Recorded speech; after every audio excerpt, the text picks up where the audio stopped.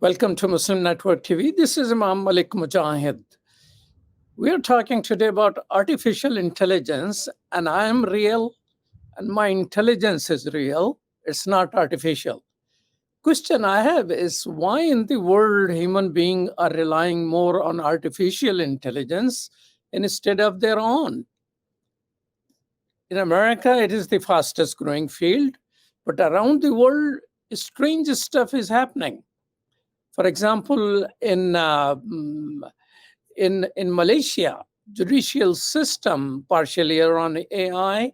In China, there are AI judges, and robot judges are evaluating small cases in Estonia. Why the world gone crazy here? Is there something wrong with us? To discuss all of that with us is a postdoctoral scholar in the Department of Preventive Medicine, an associate editor of the Journal of Accountability in Research.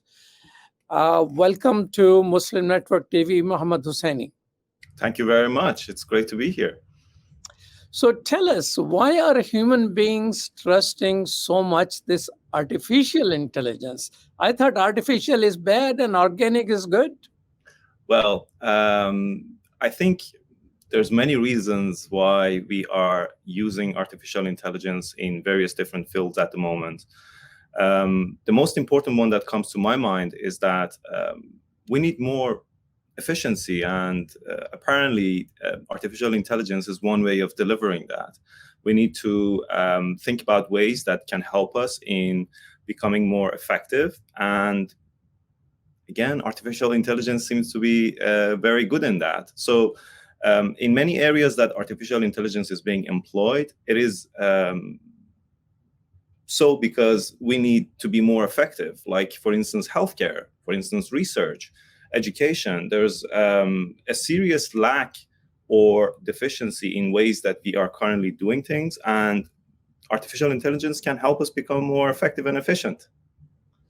Okay, so artificial intelligence, you mentioned, is more efficient. It can do things faster than we can do. So then why so many people are signing up, including Elon Musk, to say there is a need to restrain and need to worry about these, and there are dangers of using AI? I think I cannot speak for other people. What I can say, though, is that technology is not something that can be stopped. You can stop or reduce the amount of money that is being invested in a certain technology. But once the appetite for a certain technology has grown in the society, you cannot just stop it. I think the reason why some experts are suggesting that we should actually stop developing it or put a pause on AI is because they are probably a little bit afraid of it, and they don't exactly know what to do with that fear. I think instead of looking at AI like an enemy, we can look at it like a stranger that might be helpful, but we need to be very cautious about how we engage in various different interactions with them. Now, who's responsible for AI mistakes? I mean, if you make a mistake, your colleagues are going to tell you, and there is a board who is going to judge you. Yeah. Who's responsible when AI makes mistakes? It's generally a complicated question when we try to capture responsibilities or accountabilities. For instance, if a 12-year-old kid breaks a window or goes to a pottery shop and breaks a ceramic vase, we cannot hold the kid responsible, but we can hold its parents accountable for lack of supervision or for handing them a fine of some sort. When it comes to AI, with that analogy of a kid and its parents, we cannot hold AI accountable because it lacks consciousness, it lacks understanding, it doesn't do things freely. It only does things that we ask it to do. So holding it responsible or accountable is not going to work, and is almost nonsensical at the moment, because we haven't been able to develop AIs or machines that are at the level of free will and consciousness that human beings are. To your question of who should be responsible or accountable, at the moment, our understanding is that it's the human agent that works with the AI or machine that should be held responsible and to account. And we know that that is also very complicated, because a lot of the times human agents who are working with AI don't exactly know how the AI works, are not aware of the biases that are embedded in AI systems. And so the whole questions around responsibilities and accountabilities become very complicated very quickly. So if AI messes about me, say, as a person, I don't know who to make it who will be liable for this. Again, it's a very complicated question. No, at the moment, for instance, in areas such as research that I'm particularly focused on, we say that if you use any kind of artificial intelligence, just be open about it, be transparent, and be aware that the person who is using it is ultimately going to be held responsible and accountable for its mistakes. So it's basically the human agent.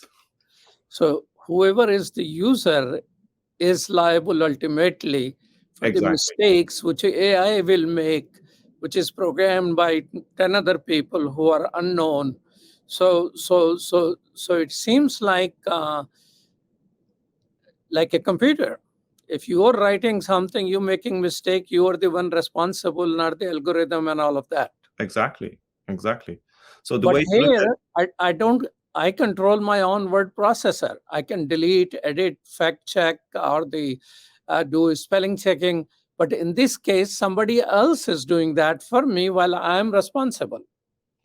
Well, you also have the option to alter or to change what the AI has generated. For instance, in the case of ChatGPT, it is true that ChatGPT produces text based on the prompt or questions you asked it. But before using the generated text, you can look at it, you can try to verify it, you can try to fact check it. No one is stopping you to do all of that.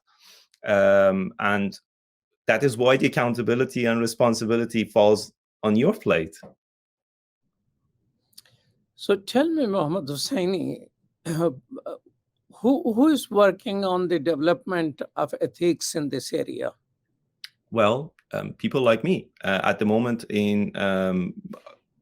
and I think depending on the application and depending on where the AI is being employed, there are going to be different ethical and legal questions and issues that need to be addressed. In my own area, so I'm a research ethicist. I look into the ethics of research. In my own area, I and people like me look into the application of AI in various different research projects.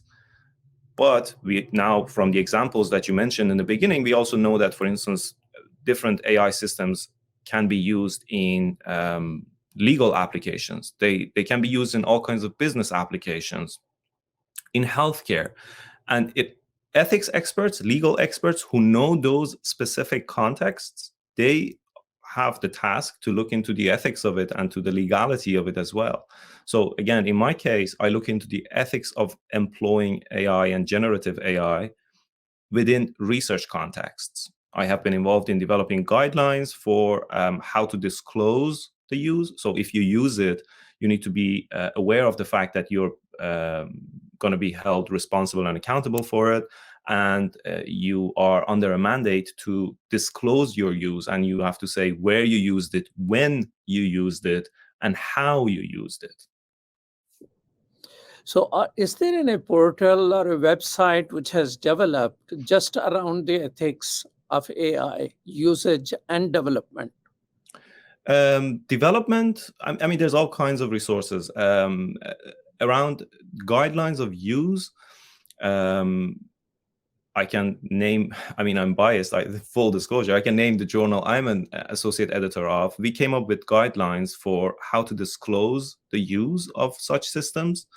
But I can also think of, for instance, like there's a Twitter account I follow. It's called AI Breakfast. I find that quite useful in terms of just offering headlines about what's happening in the AI world and what could be the next thing, what could be a useful tool. But there's all kinds of resources over the internet. Well, thank you so much, Mohammed Hosseini, for your time. Truly appreciate it. Likewise, thank you so much for having me. Well, thank you so much for watching. Stay tuned for other programs right here at Muslim Network TV. Assalamu alaikum. This is Abdul Malik Mujahid.